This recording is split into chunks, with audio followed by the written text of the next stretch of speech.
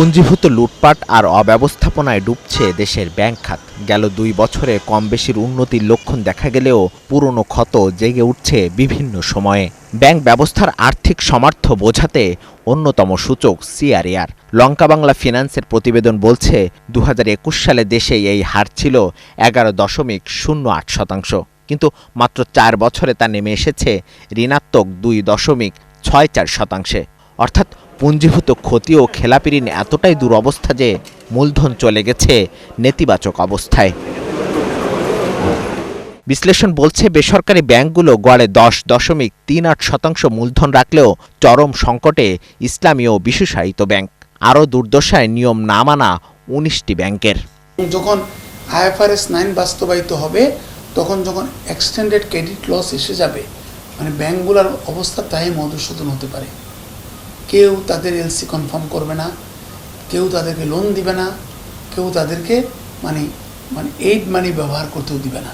Capital বাড়া এটা অনেক কঠিন, কারণ ব্যাংক এটাকে আপনি ব্যাংকের কোয়ালিটি ঠিক না থাকলে পেইড আপ ক্যাপিটাল বাড়ানো যায় না।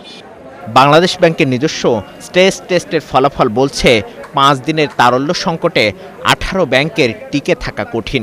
আর মাত্র ২ বড় ঋণগ্রহীতা খেলাপি হলেই ঝুঁকিতে পড়বে আরও ১৩ ব্যাংক। বিশেষজ্ঞরা বলছেন রাজনৈতিক প্রভাবমুক্ত ঋণ বিতরণ ও আন্তর্জাতিক মানদণ্ড না মানায় এই দুরবস্থা। এই ব্যাংকগুলোর যেহেতু প্রচুর মন্দ ঋণ রয়েছে, আরও মন্দ ঋণ আবিষ্কৃত হতে পারে। সেই ক্ষেত্রে ব্যাংকগুলোর অনেকটা ওয়ান ওয়ে ট্রাফিক হবে পুঁজি বাড়ানো। বেস্ট হতো যদি ব্যাংকগুলোকে মার্জ করে দিতে পারতাম আমরা শক্তিশালী ব্যাংকের সাথে দুর্বল ব্যাংকে। বিশ্ব ব্যাংক কিংবা এডিবি কিংবা IMF কিংবা IFC কিংবা ইউরোপীয় উন্নয়ন ব্যাংক থেকে টাকা এনে সেই ধরনের প্রকল্প যেহেতু বাংলাদেশের ব্যাংকিং সেক্টরে কেউ করতে পারেনি, এখন আমাদের নীতি নির্ধারকরা ভয় পায়। অর্থনীতিবিদদের মতে কৃত্রিম উপায়ে ঋণ পুনঃতফসিলকরণ বন্ধ আস্থা ফেরানোর একমাত্রই পথ। ইসলামী ব্যাংকের মতো ব্যাংকের 50% নন পারফর্মিং, আপনি এক্সিম ব্যাংক থেকে শুরু করে আপনি ইউনিয়ন ব্যাংক থেকে শুরু করে 96% নন পারফর্মিং। কাজে সেই ক্ষেত্রে এই ব্যাংকগুলোর নন পারফর্মিং যদি আপনি কমাইতে পারেন তাহলে আপনার এটা সম্ভব।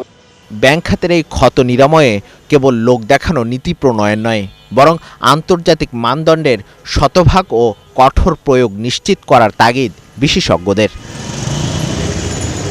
মিসবাহ হাসান, ৭১, ঢাকা।